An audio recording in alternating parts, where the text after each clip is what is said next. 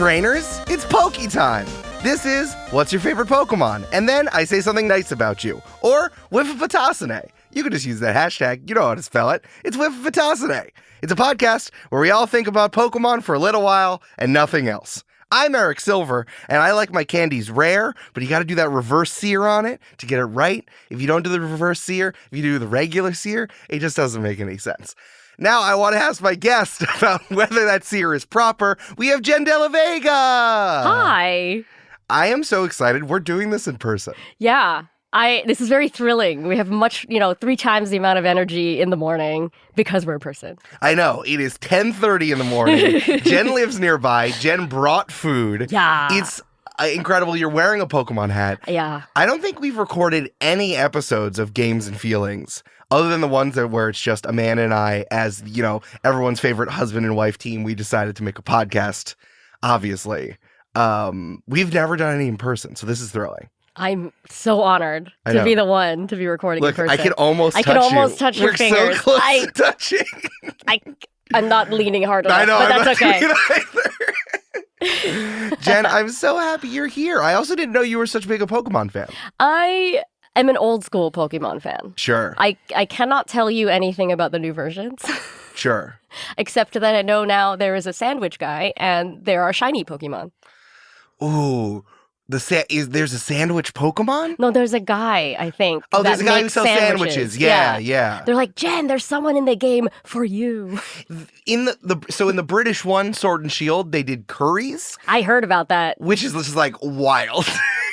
And then in this one, the Spanish one, it's like Spain and Portugal. It's the Iberian Peninsula. Oh, I didn't know that. That was like sandwiches. But it's like layering Iberico ham on top of each other. Bocadillo. Tiny bites. I'll tell you, Jenn, there's way too much sandwich content in that game, and it's so unnecessary. Way too much? Way too much. Not enough. There is sandwiches are a main plot point in the new game.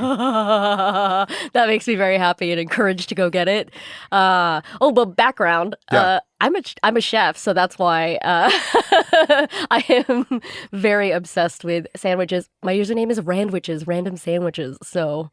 Oh, I actually never knew that that's why your username was that. Yeah, I'm obsessed with sandwiches. And I think, to be honest, the whole Pokemon franchise is making up for the lack of food for the humans for the entire series up until this point.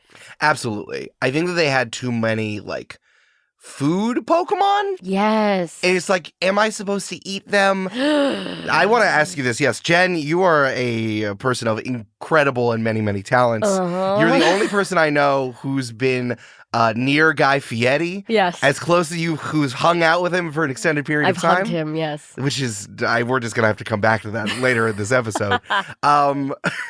What do you think about the current trend on TikTok and Instagram Reels and just general content of people cooking Pokemon? Oof. Have you seen that stuff? Like Josh from Good Mythical Morning, the really incredibly high-key chef who's 6'4", who's always cooking Pokemon or says how he's going to cook Pokemon. Oh my gosh. I didn't know this was a trend, but I also think it's an inevitability. But it's where do we draw the line of sentience? Really? Because there are some that just say their names, but then others have cognizance of feelings and emotion, and you're like, oh crap, is it a pet or is it a kettle? Yeah, that's a good point. It's tough. I mean, where do we as humans draw the line too? If a cow talked to you and said, I want you to free my brothers, would you still turn him into hamburger? Tough. I don't know. I'd have a hard time with that, forming that connection with it. Radical Jerky coming out this summer. Oof. But then again, I'm not a person who will discount cultural practice from around the world. There are... If someone around the world, if their tradition is eating Pokemon, you can do it. So there's this current argument in the food world about consuming horse. Sure. Because I think at least in the U.S., there is a snuck percentage of horse meat in some lower quality mixes and fast food. Oh boy. Google that one. Don't Google that one. Don't do it. But in other countries, there is a respectful practice of eating horse, because it's an animal, beast of burden, and you live in a tundra There's nothing really available. So there are certain countries that do that, and it's like not something to get mad about. No, I understand that. It's not like we're doing great things with horses now. No. Like, shout out to all the people who are like having their Black Beauty moment. But it's like, we're just going to make them run around a horse track. We love them. We love that we do that, and we pump them through full of stuff, and we geld them. Don't Google what gelding is. Don't Google what gelding is. And it's not like we're doing anything better. We just don't put it in our mouths. Yeah. That's fair. But eating Pokemon, if I were to eat a Pokemon, I don't know. Do you think Execute would be spicy? Yeah, I mean, like, the obvious ones, It's like, I think that you always take it a step further is like when you're kind of like butchering a Bulbasaur or a Slowpoke. Like, those are the two. Yeah. It's like you see someone, it's like the one I'm envisioning is like cartoonish, and someone is like holding a butcher's knife and like cuts off of the limbs of the Bulbasaur and then like snaps the bulb off and then like turns it into a curry. And I'm like, this sucks. Like, you're just doing this to make people upset. Yeah. This is the Rugrats. Angelica is a traumatized child, and all the other kids are dead form of TikTok. Oh, God. I hadn't thought about that. It's Jenn. It's been on the internet for years. No! It is like the foundations, the cement upon which Reddit is built. Oh, my gosh. But, it's easy to approach Bulbasaur from a culinary perspective, but would you approach Mr. Mime? Yeah. See, no. No. That's too, bipedal. See, the worry thing is that, like, I've also seen the video of them butchering Mr. Mime, where it's like, hey, don't eat a Mr. Mime, but actually the little red balls are fine if you boil them for a certain amount of time. Like, someone's made this content already. I feel like this has devolved into me reading things on a computer and reading it to you. Which I guess is podcasting when you think about it. That's what it is. Okay, I really want to get to the actual episode, and we can stop talking about the butchering of our lovely things that we're for a podcast that we do monthly. We already touched on it a little bit. Your relationship to Pokemon. You've been playing Pokemon for. I think that we've had people on the show who are relatively younger. So I think have you been in? I feel like you were a fully formed human who made choices. But when Red and Blue came out, yes. So I actually started with Yellow, which was afterward. Yeah. And I got into it from the show. Like, I watched the anime and played the adventure that went along with the anime. So I knew what was going to happen. But, that's how I formed my early memories of Pokemon. Yeah. And I didn't play all of them. So I sort of skipped around, and I actually just plugged it in recently. I have a Nintendo DSi. Oh, let's go. And started playing Pokemon Black. I erased my previous game and just started from scratch. Do you remember which ones you've played? Yeah, Yellow, Pearl, Black. Nice. And Pokemon Snap. Perfect. I mean, those are perfect ones. I think it's interesting because you, just like the very small micro generations within this, like, you owned a 3DS, and I never owned a 3DS because I hit that point in my life when I went to college, and I'm like, am I the kind of person who owns a 3DS? No, I play Halo with my bros, and I play like Mario 64 while drinking in my dorm when I'm 19, and I shouldn't be. And like, I didn't know if I was the kind of person, like, you need to ask yourself in college, do I still play video games? But then you come back to it in your middle 20s and later, especially with the Switch for me. So it's like you had one and you ended up playing Black, which I know is an incredible game, which I've never played. I've never played Black and White. I've never played X and Y. There's a really crazy, it was like a kind of a prescient storyline. Yeah. Like there's a cult leader. And, incredible. Yeah. And there's this conversation about the treatment of Pokemon. Do we worship them? Do we keep them as pets? Are they the answer to all of our problems? And so there's a lot of like philosophy happening in a small pixelated game. Yeah. But the Pokemon Black was probably the most magical version that I had played because you could get the full animation on the DSi. Oh, sure. It had like 3D. When you crossed like a giant bridge that was presumably going from Brooklyn to Manhattan. Right, because it was in Unova, which is the New York City which is so funny. Shout out to Trubbish. That's the fucking guy who shows up in Unova. Oh my gosh. Yeah, but I recently picked it back up and started remembering Oh, yeah, that's right. You find Munna as part of the main quest line of going from town to town, and all these people are having they don't remember their dreams. Yeah. Yeah. And that is the Pokemon you brought here today is Yeah, Munna. I brought Munna. What's a little guy? Little guy. Though, I will say my favorite Pokemons have evolved. Nice. Evolved. I started with Pikachu and then went on to Psyduck. Mm-hmm. And then, I have a very huge appreciation for Munna. I think I really like the psychic Pokemon a lot. Oh, sure. Yeah. First, I want to ask you one question before we get into specifically your Pokemon. Ordinarily, when we do this over Zoom, I ask people about the Pokemon merch, that if they have a piece of Pokemon merch within reach of them. And you do! I totally do. Which I was not prepared for. I will tweet a picture of this. Please. I am wearing a Pikachu trucker hat. It's absolutely incredible. It is, that opaque foamy yellow. It's got the big Pikachu face on the bill, and then it has Pikachu's ears sticking out of it. That's what I like about it. If it didn't have the ears on it, it'd be like, oh yeah, you're gonna Von Dutch it up, just do like a trucker hat. But the ears really make it. I mean, I would never really buy a trucker hat for myself. Fair. Yeah, I think I found this at a clothing swap. Somebody was getting rid of this. I love it, though. I think it really stands out with the actual ears. Yeah. I think it's good, because I can envision it without the ears. Imagine, someone, how much money did they save? Oh, I saved 75 cents on production and not have the ears. But it actually makes it worth it. Yeah. Incredible. Love this hat. All right, we are into our main segment of What's Your Favorite Pokemon, and then I say something nice about you. We're talking about your favorite Pokemon, which is Munna. Jenn, because this is a audio medium, please describe what Munna looks like as best as you can. Okay, Munna, if you remember Tree Trunks from Adventure Time, Munna looks a lot like Tree Trunks, the tiny elephant from Adventure Time, except Munna is pink. Yeah. Doesn't really have a trunk. The descriptions on the internet say that Munna has a tiny snout, but it looks like just kind of like a hole. It looks like a hole or of a dot. teapot. Yeah, like a spout. Yes. And it has cute purple flowers on its behind.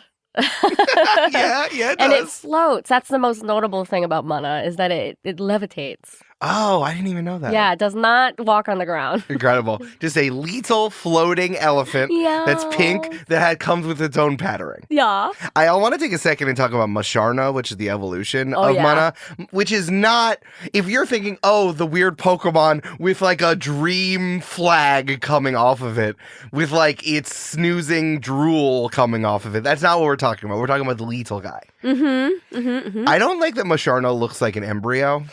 Yeah, it looks very, fetal. We had Pokemon butchering, we have fetal on here. This is a good episode so far. I love that it comes with its own patterning. When you look at the shiny is bright yellow, so the flowers really pop. And it's the same color. The flowers are purple and pink. Wow, I didn't know that. I know, it's like little wallpaper. Just little wallpaper. Okay, we talked about this a little bit. When did you decide Munna was your favorite? It was sort of instant in the storyline of Pokemon Black, because you're exploring. There's this town of artists. Oh my gosh, it's Williamsburg. It's so funny. Has to be Williamsburg. There's artist commune warehouses. I'm gonna look up when Black and White came out just to double check that. And everybody's having bad dreams, or not bad dreams, but their dreams are disappearing. Oh, okay. And the reason is that... Oh, God, they came out in 2011. Oh, it 100% totally, was Williamsburg. Definitely Williamsburg. Oh, my God. But yeah, Munna feeds on people's dreams, and you don't remember what your dreams are. Maybe that's why all of us don't remember our dreams, because Munna has eaten our dreams. And it's harmless. And in the process of eating our dreams, it creates dream mist, which makes people sleepy. Oh, so it's a reoccurring cycle? Yeah. Is this like REM sleep? Is the Munna gets in there, REMs you, and makes you sleep even deeper. And then you come back, and then Munna gets a dream and puts you back in. Yeah. It's that's the REM cycle. It's Munna. Yeah, and I think, Munna is a sleeper hit. Yes, I was truly surprised you chose Munna, I'll tell you. Yeah, because it's surprisingly powerful. Yeah. As it evolves past level 17, you gain a lot of those familiar Mewtwo level telekinetic powers. I just straight psychic type. Musharna is incredibly powerful. It's actually scary and dangerous. All psychic types, even the ones that I don't even know about but end up showing up in, I don't know if you know anything about professional or competitive Pokemon battling, which I watch on YouTube when I'm tired and I don't want to think about anything. They have in DDD, which is just a Pokemon. It looks like just hey, draw a creature, and then it's standing on standing on lethal hooves. It's just and then it's oh yeah, it's psychic type, I guess. And it's mandatory for some versions of competitive Pokemon because it has psychic moves. It has Trick Room and all those others Trick Room. I remember that. Yeah, all those other support psychic moves. So psychic is incredible, especially when you're doing double battles. Incredible. So wait, I don't know anything about Black. So the plot is these artists in Williamsburg are having bad dreams? Well, that is one of the towns. Okay. So, as every other Pokemon game, you start in a tiny town, you have 2 friends, and you have some nemesis that is unnamed or named as you go.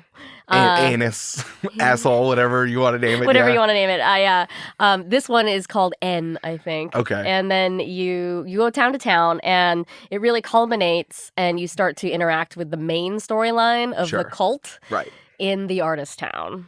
So there's an abandoned warehouse where you discover, there's a Munna eating everybody's dreams. In the warehouse. Yeah, I've been to those parties in college. When I was in Williamsburg. Yeah, it was a silent rave. It was also an art installation. Yeah, I'll try not to spoil it, but this is the first interaction with the cult. Okay. So they try to kidnap Munna. All right. And then so you go through the forest and try to get Munna back, and then people realize, oh, wait, that's why our dreams are, I don't remember my dreams anymore.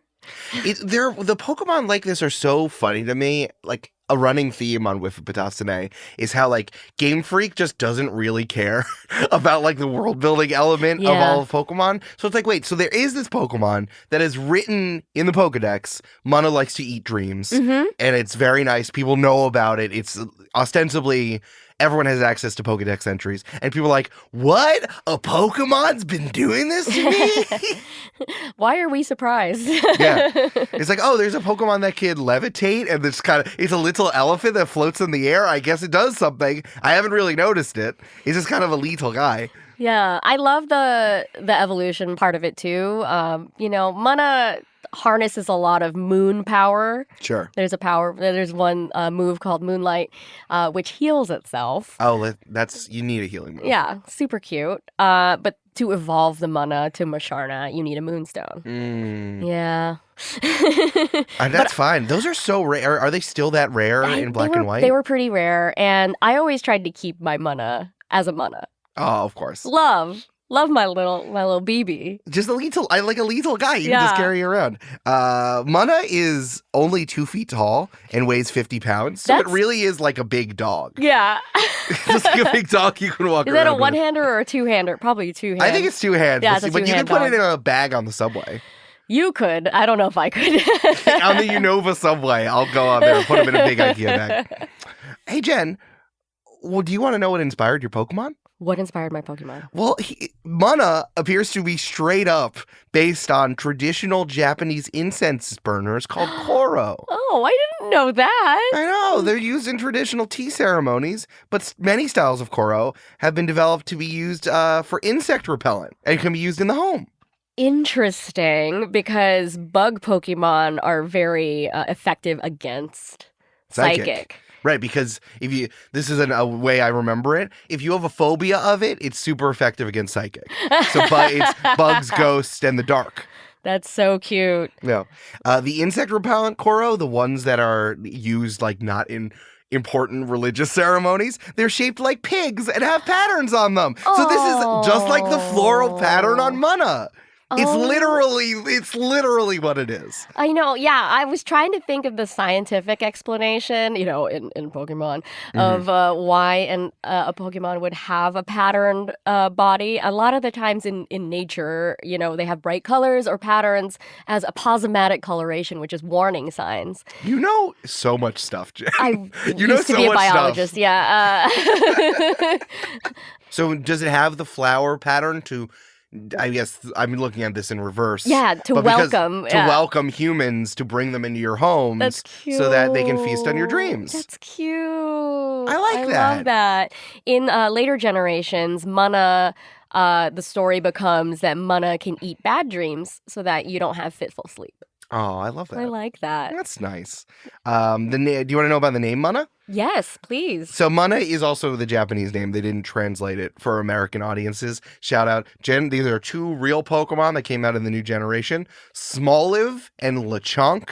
Oh my gosh. The American translation team had a lot of fun with that one. Oh, Smoliv. Smoliv. I'm so old. I know, that's how they're selling it. But Munna seems to be a combination of the word mu in Japanese, which is dream, and of course Luna, which is Latin for moon. It also could involve the word mana, like from heaven, Muna, which is Finnish for egg, Hana, which is Japanese for flower, or munya munya, which is the onomatopoeia in Japanese for indistinct mumbling, like when you're talking in your sleep. Oh my God, I love. Nothing. I love so much the onomatopoeias in Japanese. I think they feel like. Have you ever heard like what roosters sound like in different languages? No. I think in Spanish, I'm pretty sure rooster goes cucuricu, which is very funny to me. But like in American onomatopoeias, we just kind of like grab the shit and try to throw some English letters at them. Mm-hmm. But I feel like in other languages, they capture the feeling a little more. Yeah, I learned a lot of that from One Piece. Oh, of course. Yeah. Perori, which is lick.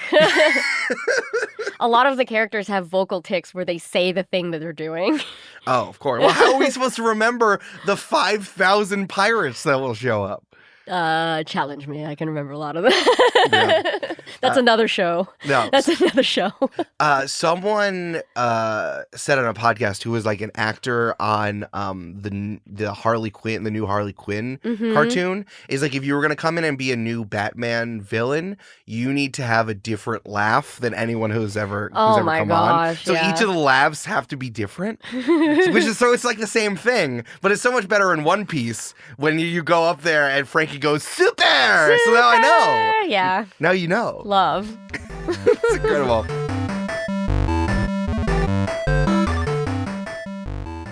Hey, it's Eric, and I just picked up some snacks for Games and Feelings.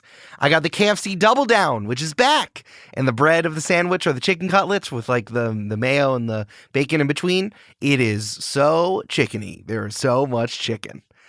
I think you should be a part of the Patreon at patreon.com/gamesandfeelings, just like new patrons Delphine and Meredith.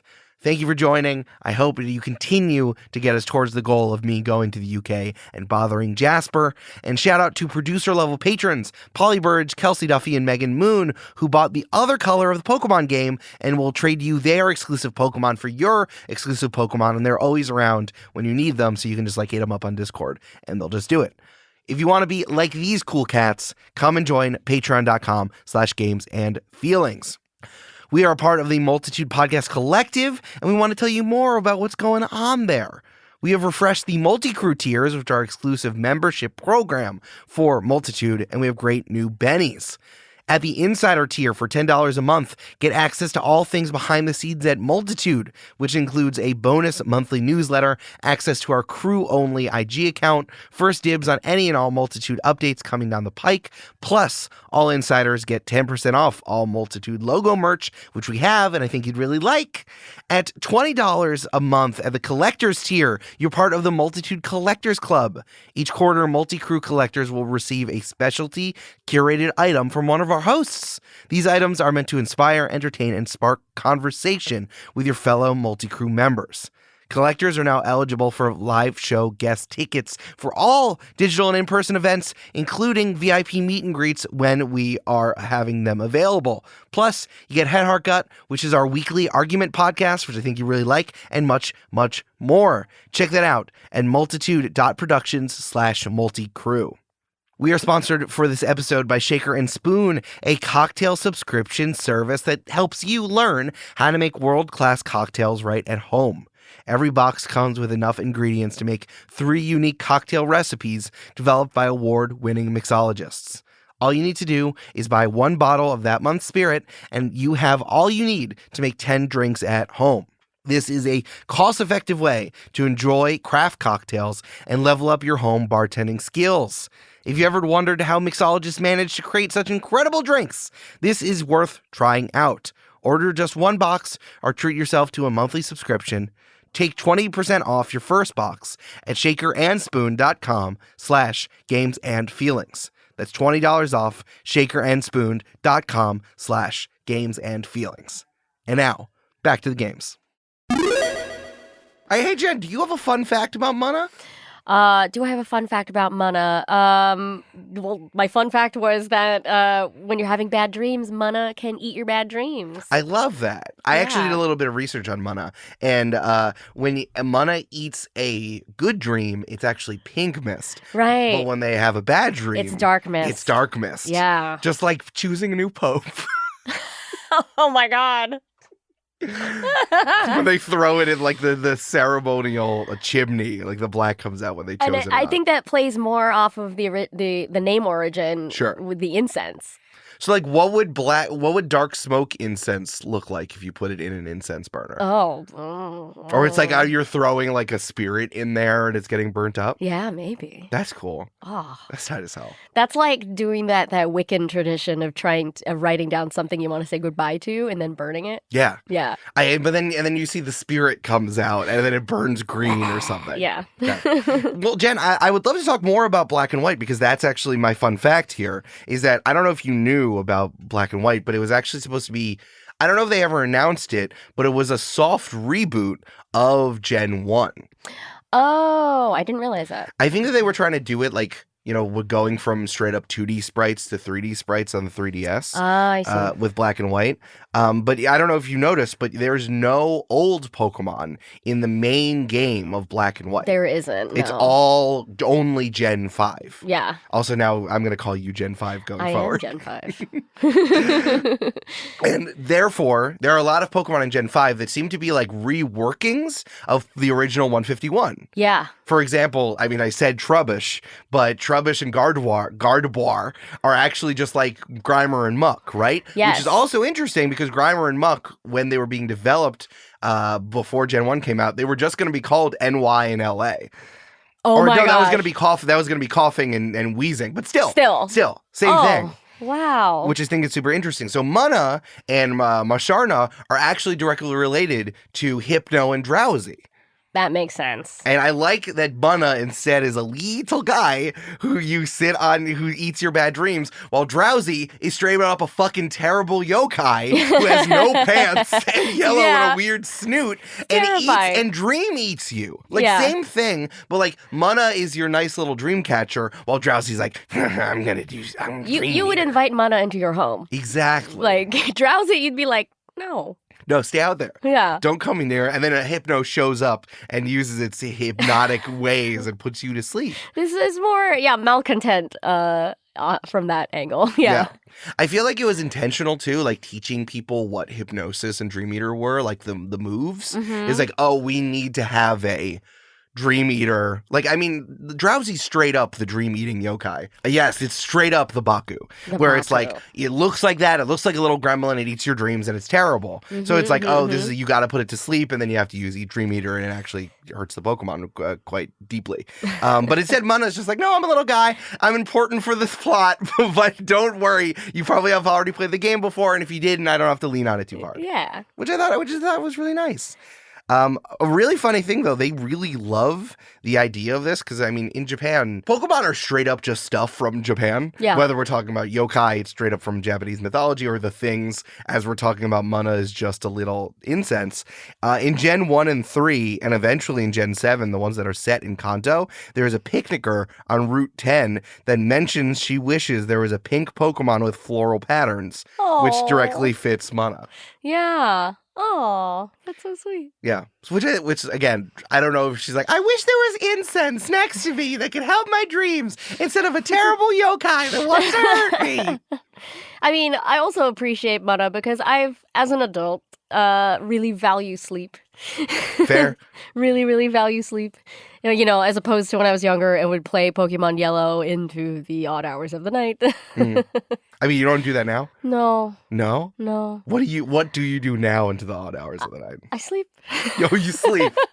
Good. You have very good work-life balance. Yes, I try. Game life balance? No, I don't have a good game life balance. Like you'll catch me playing Skyrim on my lunch breaks for a little too long. Oh, of course.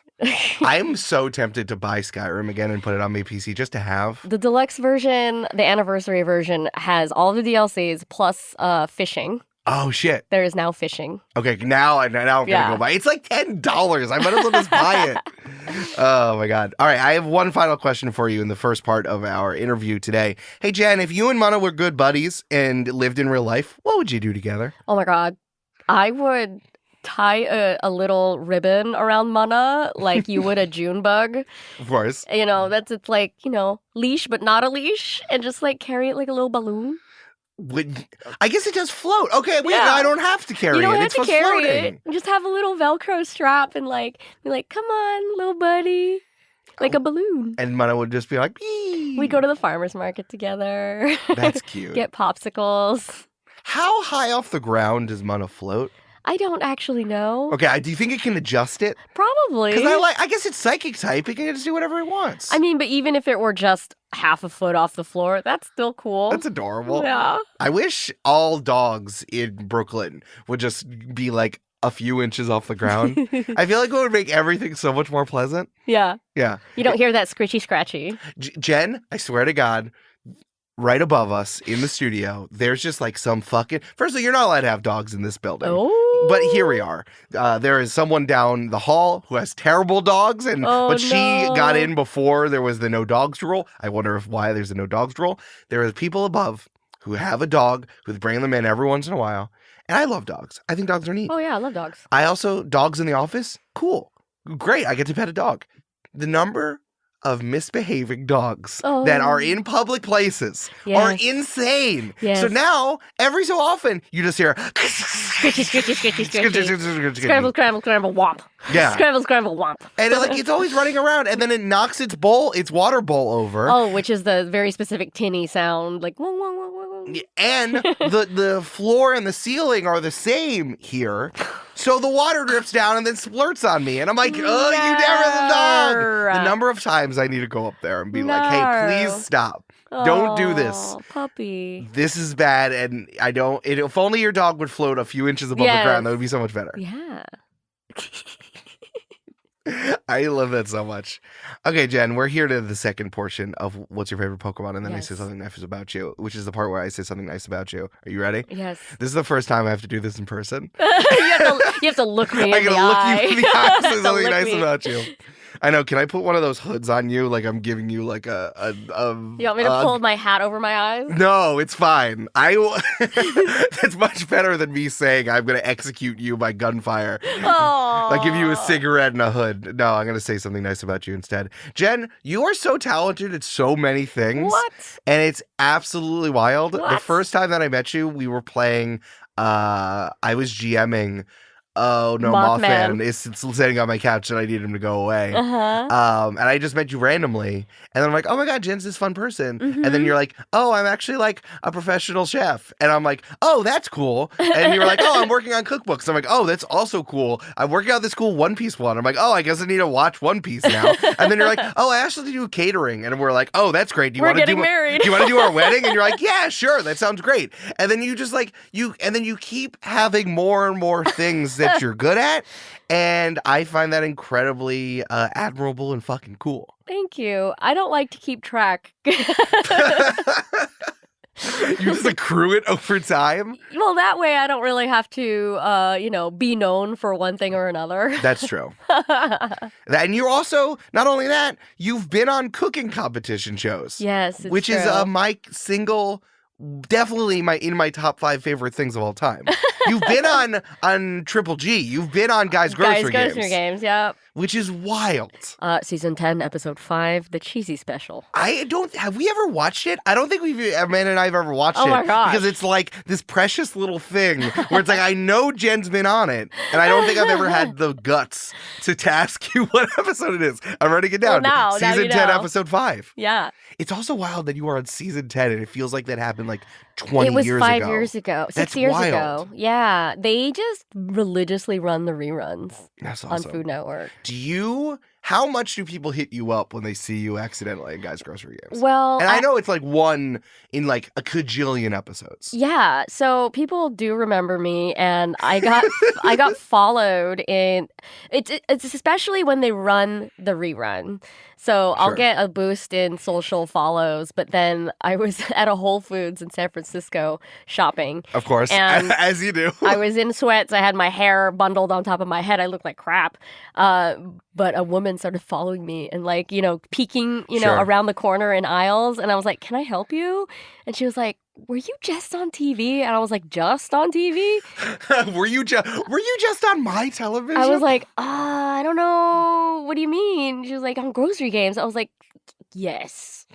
I guess they just ran the rerun again. And yeah, this woman was like, "Can I have a selfie?" And I was like, I look so bad. I looked so bad. And I was like, "Sure." Did my very weak peace sign. I'm so tired and I'm in a city I don't live in. Yeah, All right, hello. like weak peace sign. You know how tired I am by how strong my peace sign is. Fuck.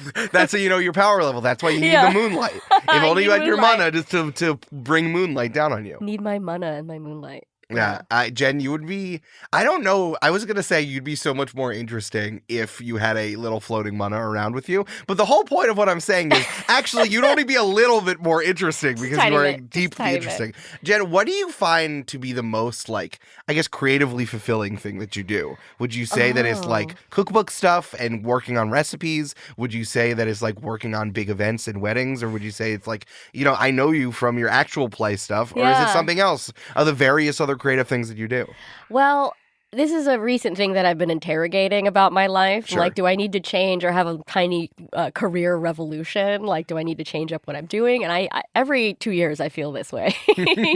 But my friend Kate started almost like a writing group, but it's culinary. Oh, hell yeah. So there's 3 or 4 of us that meet on a monthly basis and make something for each other, with a culinary challenge. We call it sort of this informal name of unscaling cooking. And so we challenged each other to make smorgastarta. Oh, hell yeah. You know what that is? Yes. What is that for our It's listeners? a Swedish savory cake. So Yes. instead of cake and icing, you're using sandwich ingredients. So you bake your own bread. Yeah. You make egg salad, fish salads, and then ice it with a cream cheese frosting, which has no sugar in it. I saw it on Bake Off and I wanted it so badly because I'm like, the British people are ruining this beautiful thing. But now hearing you hear it, I'm like, the only thing that I want to go to Scandinavia to have It's it. delicious. It looks insane. Yeah, it's a celebration sort of thing that you would have at tea time. Yeah. And it's like our favorite bagels and lox. Yeah, truly. In a sliced form, like a cake form. Yeah, and I can only imagine making a salmon salad for this savory cake is a little bit different because then that will take away the gushiness, which I dislike about. I want it to be more dry and chunky. So I want it so bad. That's awesome that you made that. See, again, you're just always doing stuff that I think is fucking awesome. Well, I derive joy from A, cooking for other people, and B, I think what we're trying to get at with this little, informal group is to not monetize Sure. Not hustle my hobbies. And Yeah. so that's kind of where I'm happiest at this moment. Yeah. So it's like it's a cooking writing group? Like Kind of, yeah. It's a cooking quote writing group? Yeah. Oh, that's cool as hell though. Yeah. Yeah. Do you feel like you need to put all of your creative outlets online?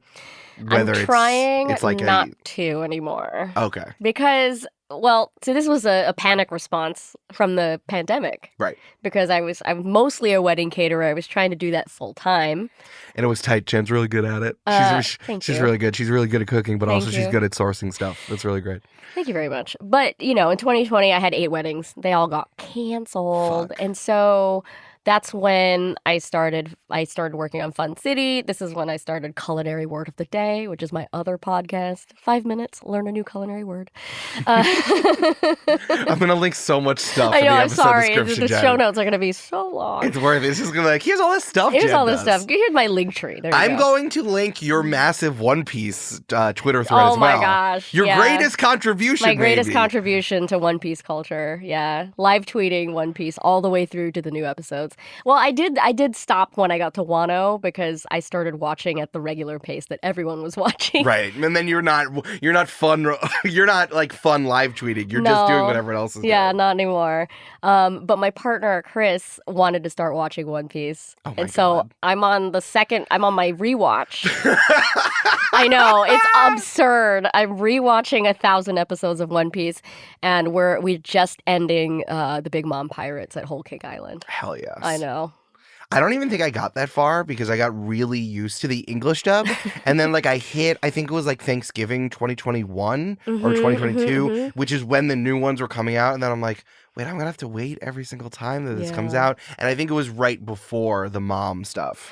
And I just never got there. So I know, which is more than I think literally almost everyone else. Everyone's like, oh yeah, I end at Water 7. And I'm like, oh yeah, I know way more. You're what more than that. happens Yeah, you next. know more than that. Yeah. That's so funny. Sorry, I totally interrupted you about posting all of the stuff that you do online, whether it's your actual play stuff, your cooking stuff, like, I don't know, do you see a relationship between needing to take photos and videos and reels of all the cooking stuff you do with promoting and marketing the digital stuff you do, whether it's your streams or your podcasts? Yeah, there's an interesting relationship, at least when it comes to the cookbook stuff. Oh, sure. Because I'm under an NDA, so I can't post those, but I take the photos for the function of the author knowing if their recipe turned out the way they wrote it. Right. So I have a lot of use for those, and I document a lot of stuff just, for posterity, for fact-checking. But then, when the book does come out 1 to 2 years later, I do have an archive of things that I can reference. But time has passed, and now I have a zoomed out perspective of the process, and I can pick and choose instead of feeling the everyday pressure of I need to post something today. So there's a little bit of editorializing in that, but I don't have to post everything anymore. Sure. I feel. I don't know. I'm trying to be less online. Yeah. Trying. But being online is so good for your mental health and for all the stuff that you do. I don't know what you're talking about. If I want to sleep on time, no. No, absolutely not. That's why you need your Munna. I know. All right. This is the last question because I always love talking about this with you. I think that you are very zen about this whole actual play stuff because I'm super wrapped up in it because especially with everything that's been going on with the OGL and with Dungeons and Dragons and with Wizard of the Coast and the new movie and everything, I'm just fuck these guys. This sucks. I can't believe this is happening to a game I like. I play other games, but I like Dungeons and Dragons and I like doing it. And you have never been attached to D&D in this way. And you've never played a game of D&D on a microphone before, right? I did a one shot. Sure. But it's true. So I've had a lot of salty tweets about this because I've read, I know what's happening with OGL, and I know I saw the movie trailer. It makes me so mad. It makes me so mad. But I don't have this intense response to it because my first tabletop game was not D&D. And this is why I advocate for people to check out other games.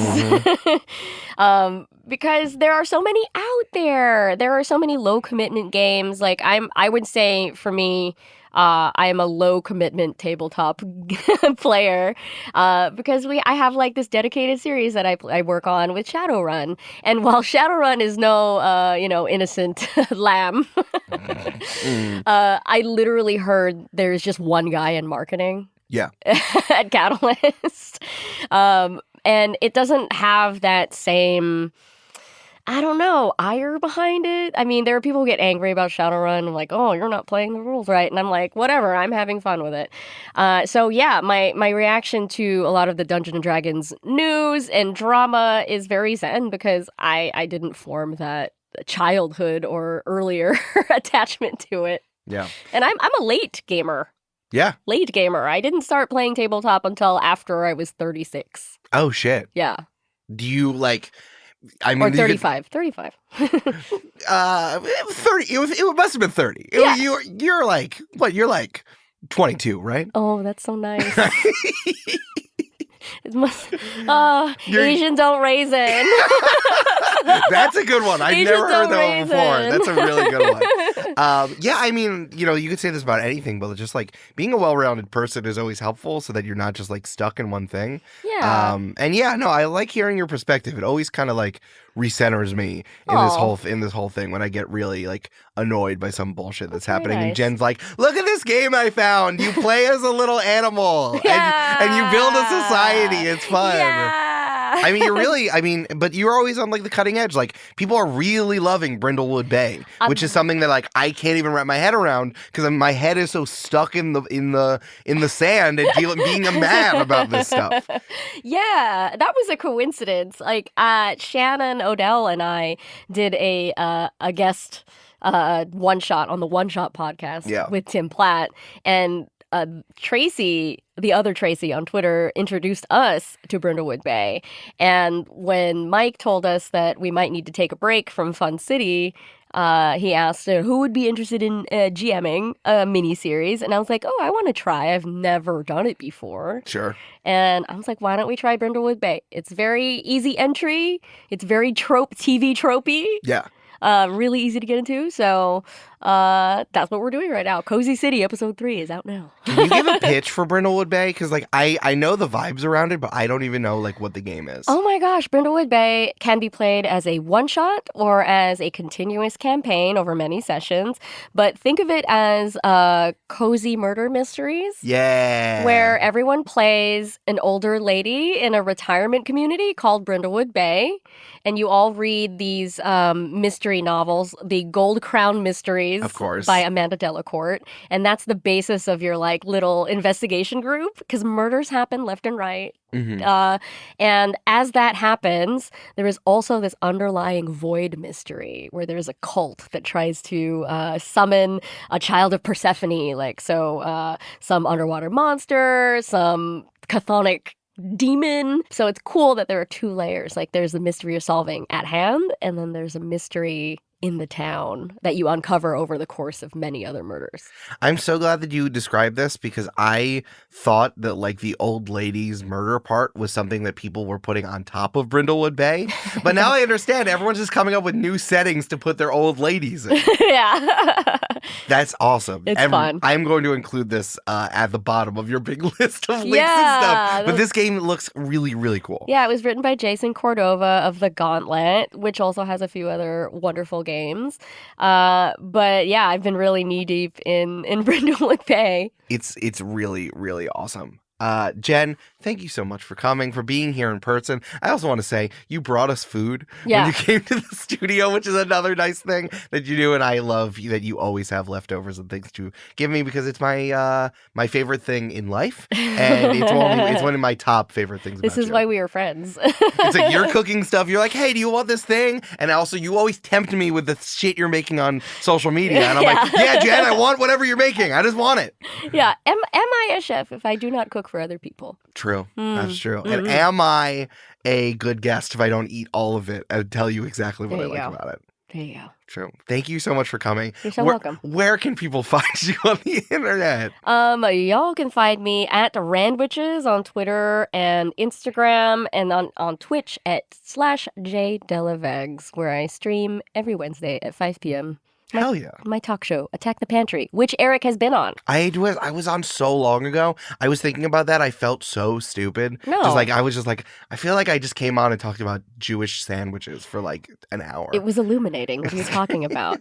And you also told me I was bathed in God's light because I was allergic to coconuts. Yeah, that's something I would say. Yeah, 100%. I'm doubling down on that. God put it inside of you. Because God is a woman, very important. She told you that you were better than the devil's fruit, which is coconut. There you go. Because if she didn't want us to get into coconut, why would she have made the shell so hard? That's exactly what you said. Coconut's fucking disgusting. Yes. Oh, incredible. Yes, let's add streaming to one of the many, many things that you do. Incredible. All right, this is What's Your Favorite Pokemon? And then I say something nice about you here within Games and Feelings. Tell people about this. This is only our third new WYFPATISSNAY in Games and Feelings, so I hope that you're all enjoying it and just recommend it to a friend so I can keep doing it and I can keep doing Games and Feelings weekly. Next week, Jasper's coming back. Jen, you gotta come back for another episode. I love Jasper. Jasper's the best. Jen has been on a different episode of Games and Feelings all the way back when we were bi-weekly. You gotta come back to hang out with Jasper. It'll be wonderful. I miss him. He's always here. He's always around. I'm like, wow, you're on the other side of the ocean. I get to just bother you with dumb questions all the time. You can follow me on Twitter and on Instagram at L_Silvero, EL_SALVERO. My name if I was a Lucha Libre wrestler. And you can follow Games and Feelings on Twitter at Games and Feelings, like linens and things, because that's what Elon Musk did. He said I wasn't allowed to do the whole and because he's allowed to do whatever the fuck he wants, which is stupid because he sucks. But that's all the time we have. Thank you so much, Jen. I'm so happy you were here. You're so welcome. And I choose you, friendship. Friendship. Look, we can almost touch. No, I can touch. I'm gonna leave. Oh. We touched. We touched. And we did it.